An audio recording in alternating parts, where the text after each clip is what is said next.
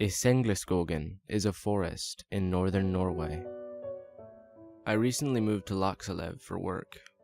Even though it was January, I figured that since I was out in the wilderness, that I might as well go out into the woods to explore a bit. There wasn't a whole lot to do in town. Besides, I had heard the trails in Skogen were pretty nice. There were only a few blocks between my house and the edge of the woods anyway. I grabbed a bottle of water and a little bag of trail mix, I was going on a trail after all, and headed out. It had snowed the day before. I guess snow is pretty common up here. It was a pretty soft, powdery snow, the kind ski resorts prefer. It crunched loudly as I stepped on it. Despite the trail being covered up by the snow, I was pretty confident in my ability to keep track of the trail, since the forest was somewhat dense and the opening where the trees were removed was pretty distinguishable. I wasn't worried about that. It was still pretty early in the afternoon, only about 1 p.m. I wasn't worried about the sun going down. Then again, I had only moved from Virginia fairly recently, so northern Norway might as well have been on a different planet in terms of climates and daylight. At least, that's what I thought. It might have just been such a big change that I was seeing it as bigger than it was. But I digress. After about half an hour, I wasn't terribly deep in the woods. I was moving at a pretty leisurely pace after all. I had passed a lot of scenery, but nothing that really stood out. Just a lot of trees, a few of which had fallen. It was, at this point, that I realized something that surprised me a little. I wasn't alone in the woods. I stopped briefly when I noticed that a few flakes were weakly drifting to the ground, and I noticed that I could hear something else. I could hear the sound of snow crunching under a human's feet. They didn't sound like they were wearing heavy boots or anything. It was quieter than that. I could only really tell it was a person because it was clearly 2 feet. Crunch, crunch, crunch. They sounded distant, just barely close enough for me to actually hear it. The woods were pretty quiet. It wasn't windy or anything like that. That's when I saw her in the distance. A woman. Although my memory is shaky, I'd place her in the ballpark of about 50 yards away. I could just barely see her moving between the trees, drifting almost casually through the snow. Something struck me about her appearance, though. I had to get closer to know if I was right or not. So I pursued her. I didn't want to call out to her yet. I began trying to hurry up. She didn't seem like she was moving very fast, but I was struggling to keep sight of her in the forest. Finally, I was about 10 yards away from her. I was now close enough to confirm what I thought I'd seen before. The woman was completely naked.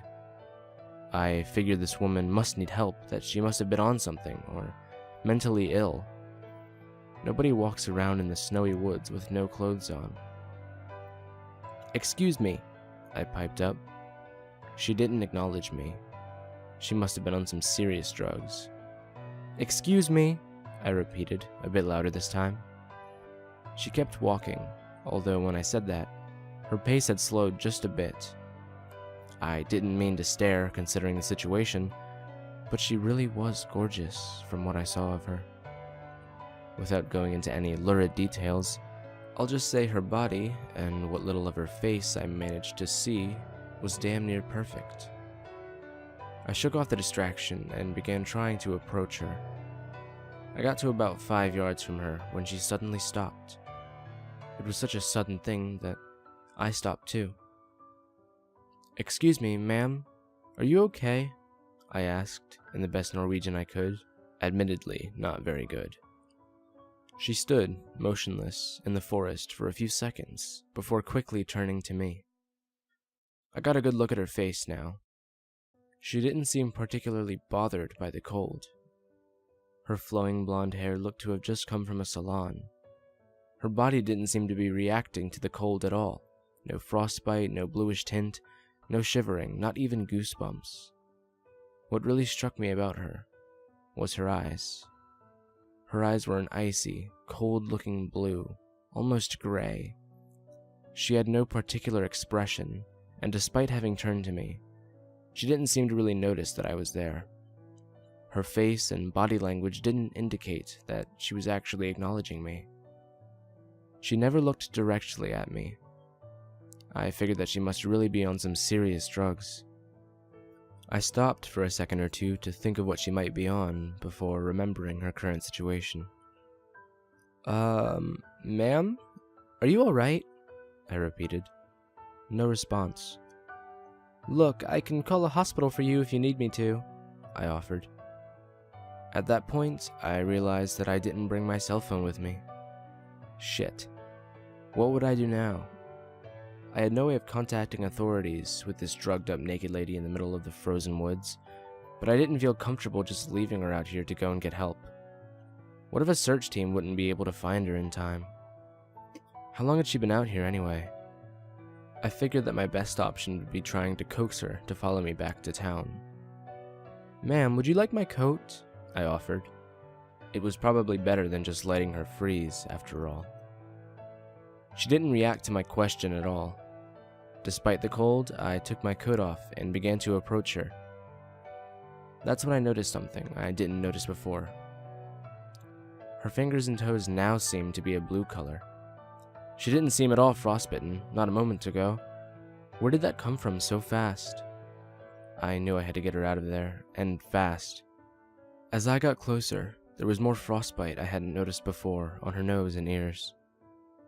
Suddenly, she turned away from me and began walking away. Hey, wait! I called out to her. No response. Suddenly, her pace quickened. A few seconds later, she was running. A few seconds after that, she was out of sight. Damn it!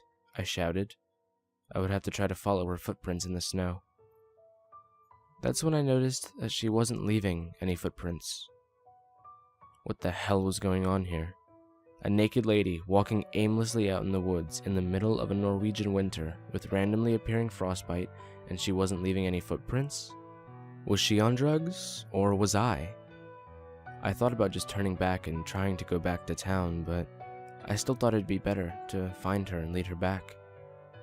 I would just grab her and carry or drag her if necessary. I wasn't gonna let this lady freeze to death while I could do something about it, even if she was apparently levitating.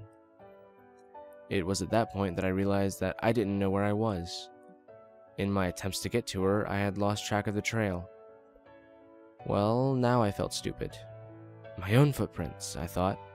I turned around and found that my footprints were also gone. My trail now just started where I was standing at the moment. Had the snow filled them in, or was I going crazy? I know for a goddamn fact that I wasn't levitating. It was at this revelation that I was becoming legitimately afraid. Something was seriously wrong here. What could I do now? I didn't know where the lady was anymore, and I didn't know how to get back to town, even if I could find her.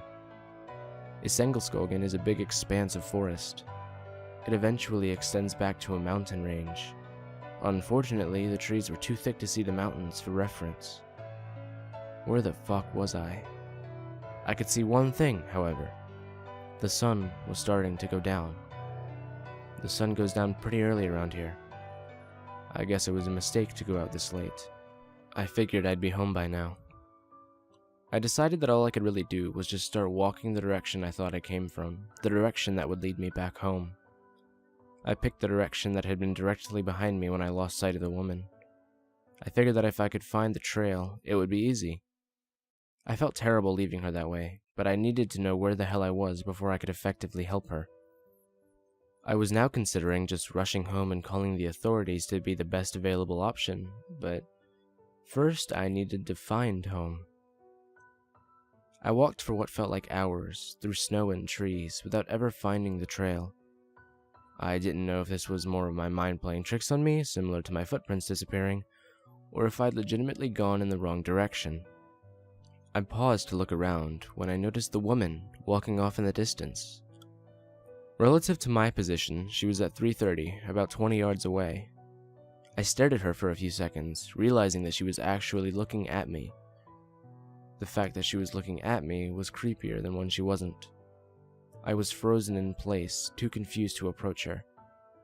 I knew I needed to help her, but I wasn't sure if I wanted to anymore. All of this seemed so off.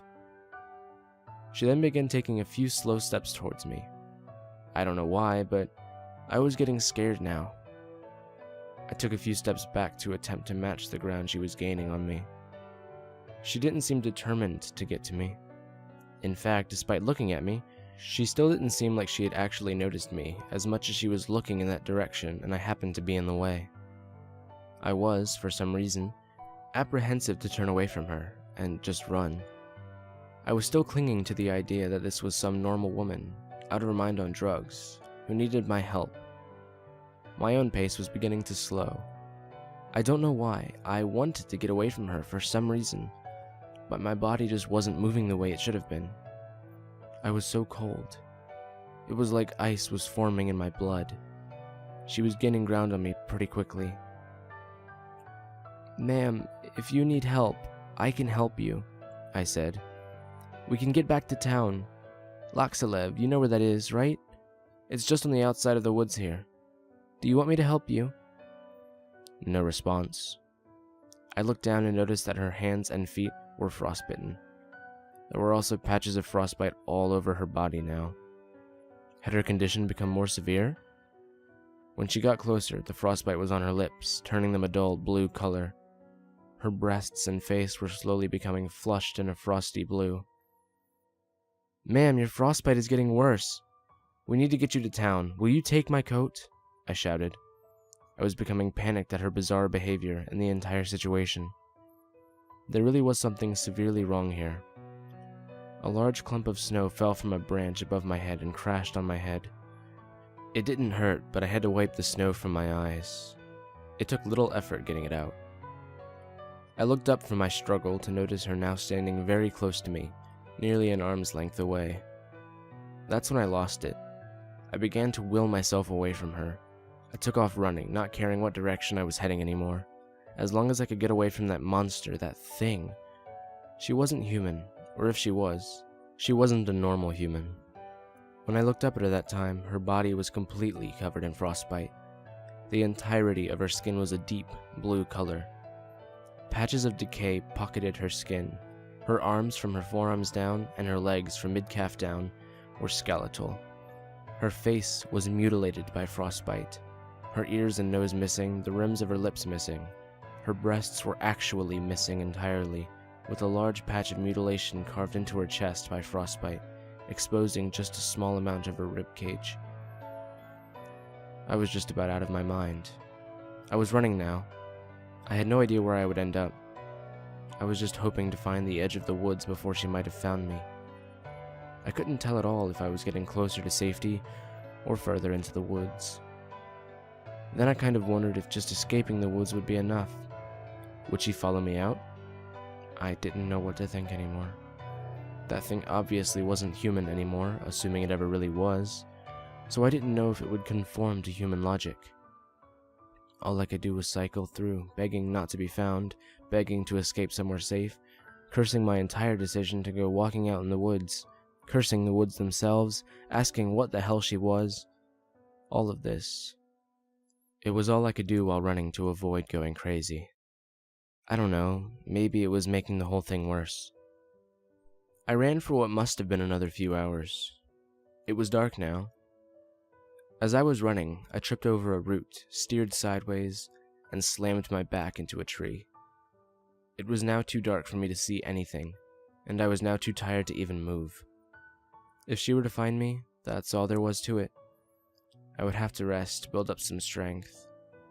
I backed myself up against the tree I'd collided with and stared into the blackness, hoping not to get attacked. I remembered the food I brought with me and pulled out my bottle of water. All of the liquid had frozen solid. I found that odd because I didn't really think it was cold enough for that to happen, especially since it had been in my coat pocket the entire time. Maybe I was just losing it. Well, I couldn't drink ice, so I moved on to the trail mix. It was fine, and gave me a bit of strength. Stopping to eat it let me at least try to collect myself. I could really only wonder what the fuck that thing was, why I was seeing so many weird things going on with the snow and ice. There had to be some kind of connection, but I wasn't about to approach any solid ideas as to what it was. As I sat in the dark, I could hear snow crunching somewhere. It was pitch black, but I could tell it was somewhere to my right. I was too exhausted to move now. All I could really do was sit against the tree and hope she didn't find me, or at least hope that whatever she would do to me wouldn't be too bad. For some reason, I doubted that. When I looked at her back then, she was looking at me, just for a second. When I could see what she really was, that frostbitten corpse, her eyes stayed, but they were glazed over, like she was drugged or something. For just a second, she looked right at me, with a look of such intent. I can't think of what she might want to do to me, but I'm not really liking any of my options. As I sat there, listening to the distant crunching, I focused so intently I could feel every single snowflake that hit me. They seemed to be getting colder somehow. The entire forest seemed to be dropping in temperature. I honestly wasn't sure I would live to see her catch me. I might freeze to death first. I was trying to think that maybe I shouldn't just be sitting here, but I couldn't decide which was more dangerous, walking around hoping not to be found, or sitting in one spot hoping not to be found. I wasn't so sure about my odds either way. I looked behind the tree to still see nothing in the dark. I was pretty quickly darting my eyes and head around, desperately trying to get a visual on something, anything. I couldn't even see the tree I was leaning against. It must have been a new moon or something. I was so paranoid, I was pretty quickly losing track of time. I had no idea what time it might be, but things were starting to get blurry. At some point I must have fallen asleep, because suddenly I opened my eyes to see broad daylight. In hindsight, I kind of wish I had been able to stay awake. Although nothing happened, something easily could have.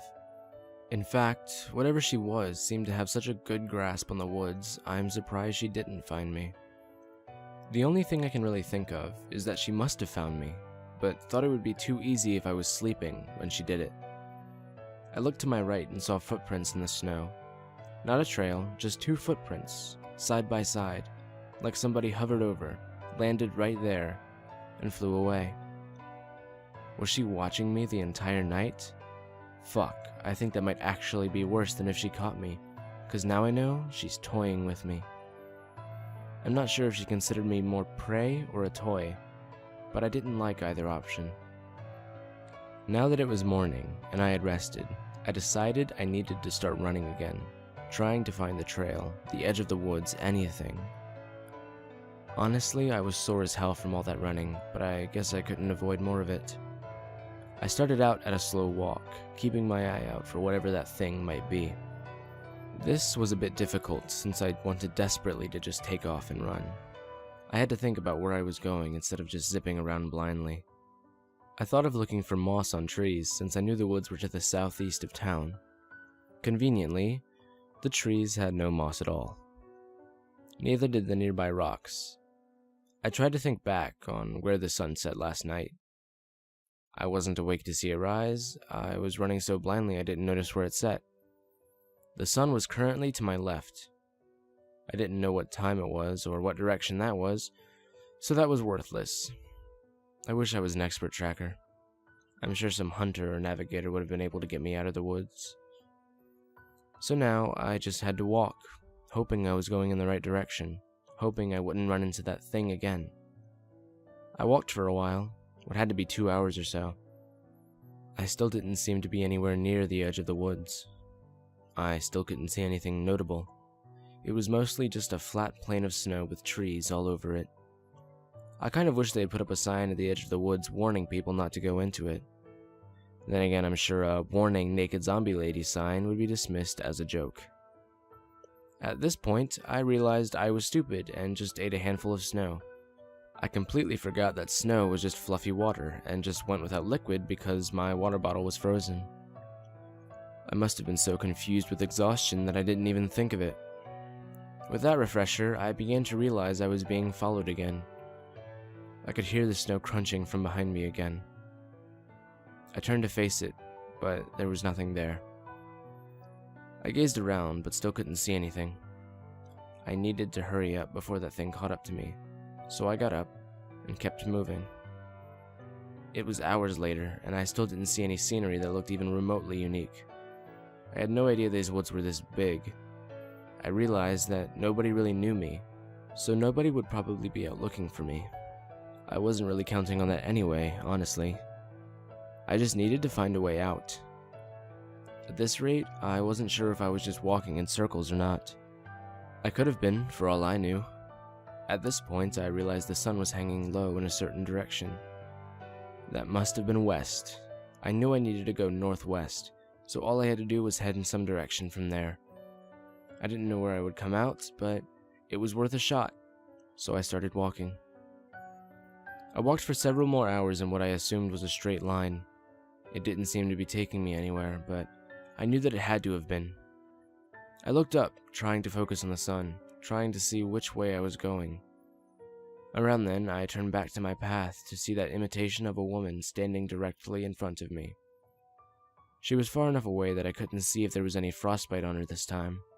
She didn't look like it, but she was staring directly at me and walking towards me. I had an advantage this time, or at least I thought. I knew where the hell I was going. I turned left and started running towards the sun. I knew that there was a highway that went through a part of the woods. I wasn't so intent on getting to the highway as my definite destination, just as insurance. If she blocks my path directly to town, I can find some semblance of civilization. I ran for a few minutes before realizing that I'd lost her, or at least it looked like I did.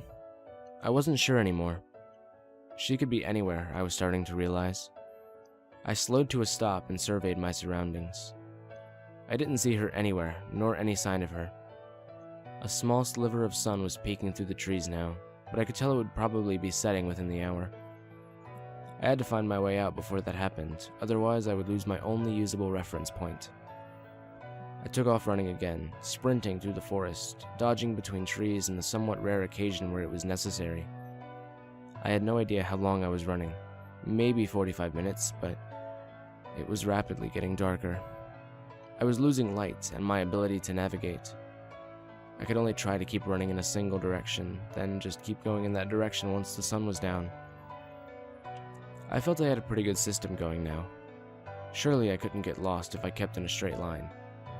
The only thing I really had to worry about was getting interrupted. At that point, I crashed into a tree. I had been running for hours. I must have been tired again. I was numb all over most of my body now, from both cold and exhaustion. My coat wasn't really protecting me from the environment the way it should have been. As I slowly rose to my feet, I saw an opening in the trees. It was the trail. I had finally found it again. I climbed back to 2 feet and staggered onto it. I felt a lot better, knowing I had found a sign that I was on the right track. I then realized I had something of a conundrum. Should I really follow the trail, or should I keep going in a straight line the way I was? I remembered seeing a map of the trail outside, seeing that it wasn't just one trail, but a huge network. I don't remember any specific directions or paths or routes, but I knew that just blindly following the trail might not necessarily be a good idea, especially now that I was already on a good path. I decided the trail could go screw itself, and kept walking in a straight line. It was so dark now, I could barely see. I couldn't quite move as quickly as I was before, but I wasn't about to just stop. I didn't trust my safety to that monster. It was now practically pitch black. I didn't know what time it must have been. I had been alternating between walking and running for more than 24 hours now. When the fuck would these woods end? These woods couldn't have been this expansive. They just couldn't have been. I must have been just completely lost at this point. I didn't know what to think at that point, and I still don't, to be honest.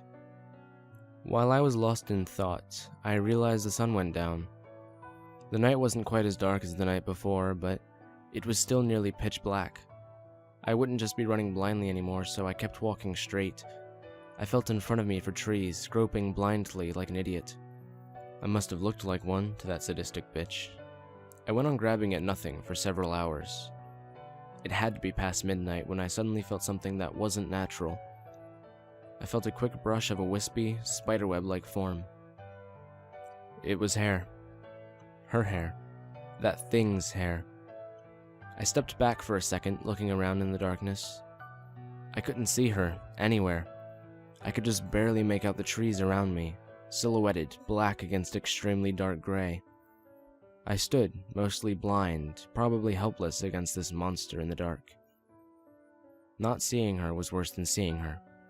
That paranoia that grips you as a little kid in your bedroom, staring at the closet waiting for the boogeyman to come out and eat you. I finally took a step, not feeling any sign of her anywhere. I kept taking a few very slow steps, trying to make some kind of headway. At this rate, I wasn't sure I would even notice if I was out of the woods or not. I could be standing in a field that I might not really notice. I debunked that when I felt a tree's bark in front of me. I began maneuvering around it, keeping at its base to avoid losing my direction. As I rounded the trunk, I felt something. I felt two icy cold, skeletal hands lightly caress the sides of my neck. I felt what must have been that thing's shredded lips lightly kiss my ear.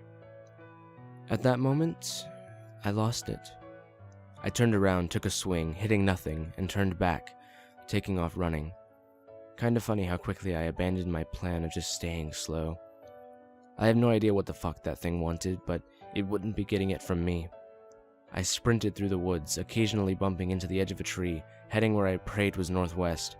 I was in a full panic, just barely keeping it together enough to remember where I was supposed to be going. It was a flashback to the night before, where I just ran blindly and probably got myself as lost as I was. At least I could hope I had stayed in the right direction this time, but I wasn't banking on it. I had to avoid trees in the dark, hoping that lady wasn't behind me or in front of me. That might be the thing that panicked me the most, the idea that I would just run right into her in the dark and never see her coming. I couldn't shake that feeling. I never felt like she wasn't right next to me. I knew she was always somewhere close by, watching me, waiting for whatever she wanted from me. At some point in the dark, I suddenly ran right into something. It was low and hard. It seemed to be a big rock. I felt one of my shin bones shatter on contact from how hard I was running, combined with the shape of it. I went hurtling over it, rolling over the top of it, and landed in what seemed to be a collection of smaller rocks. I groped my way around before finding my footing. The rocks I was standing on were loose, so I ended up falling again. My hand landed just right for me to get an idea of the rock itself. It felt so strange. It actually didn't seem like a stone, it was too light for that. I picked it up and felt its shape, discovering it to be a bone. I felt around a bit more and found that all of the small rocks I was laying with were bones, some of them clearly human. I began trying to crawl my way out before brushing my hand on something metallic. I picked it up, finding it to be an old lighter. I gave it a few clicks to see if it worked. I have no idea if it did, since I was terrible with lighters. I never could get one to light up. As I sat there, I felt something brush against my leg. It was a hand. I jumped back, assuming it was her. As I backed away, I heard what I can only describe as a hoarse, weak, wheezing noise. I grabbed a large rock, crawling over it in an attempt to rest for energy. I wasn't sure how well I could do that with a busted leg bone. As I sat back, I could hear snow crunching from behind me. I listened carefully, trying to see exactly where it was coming from. How close was it? It was in the bone pile, apparently. The footsteps suddenly stopped as I heard total silence for a few seconds. The wheezing kicked back, more panicked sounding this time, like a person who had had their vocal cords cut desperately trying to talk. I suddenly began hearing a different crunching noise. It sounded like bone breaking. It sounded like flesh tearing. I didn't know what was worse, what was happening, or what might be happening. Not knowing killed me. I had to know what it was. Curiosity was driving me crazy, even though I dreaded what the answer to my question might be.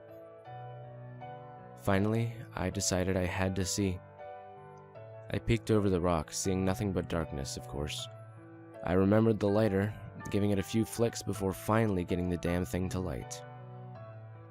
When I looked down, I saw her. I now saw the full scope of the bone pile. It was huge. It looked almost like one of those mass graves that genocides and massacres have been known to produce. There were some animal bones too. Deer, birds, dogs, but it seemed like it was mostly people. As I looked closely, I saw tooth marks on the bones. As I looked up, I saw exactly what she was doing, the exact source of that noise. It was a man. It looked to be a middle-aged man, or at least what was left of him.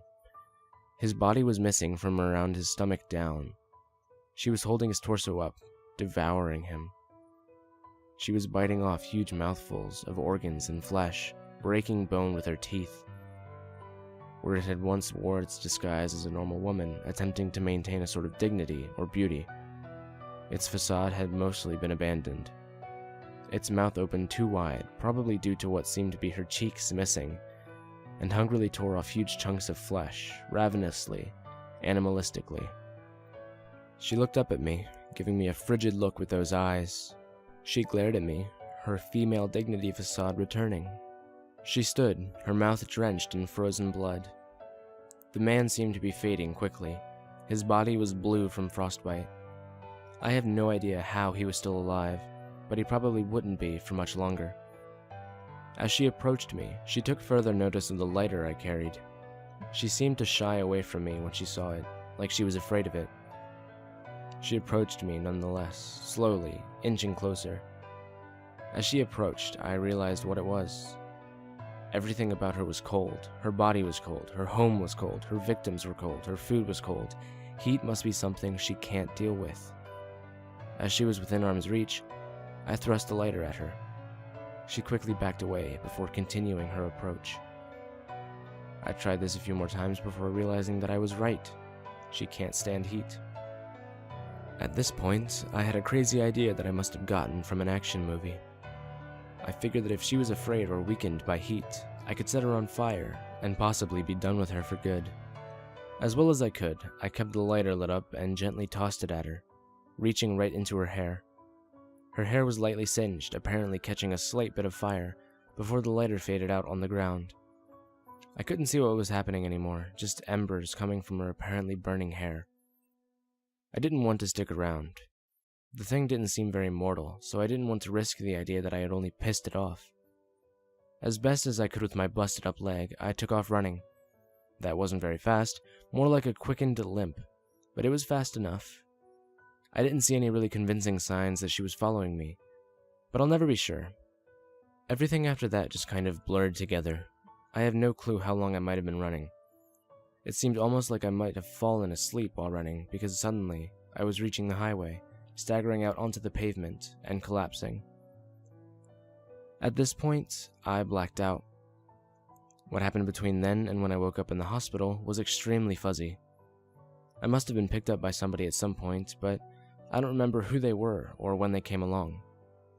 I just came to for a few seconds in somebody's car, or it might have been the cab of a truck. The person asked me who I was. I answered. They asked me what I was doing out in the woods and what had happened to me. For all I know, I blacked out again before I could answer. I woke up in the hospital in the afternoon. The doctors and police were asking what happened to me. I didn't mention the bones, fearing doing so would just be sending some police officers to their deaths. I just told them that I had gone for a walk in the woods and became hopelessly lost. One officer asked me about the marks on my body. Apparently, when the woman touched me, she left marks of frostbite on my neck in the shape of skeletal hands. I told them I had no idea how that came to be. They didn't really seem to press the issue. I got home a few days later. I started my job a few days after that. I wasn't really that great in Norwegian, but had a passing knowledge of it. I asked a few coworkers about Sengleskogen. One older guy told me about the woods being haunted by something, but he didn't really elaborate. I don't think I really needed him to, since I knew all I needed to know about it. On rare occasions, I've felt like I was back in there, a sudden chilly draft in my house and the feeling that I'm being watched, even in the summer, even after I moved to Ottawa, once again for work. The frostbite she left on my neck left a very visible scar.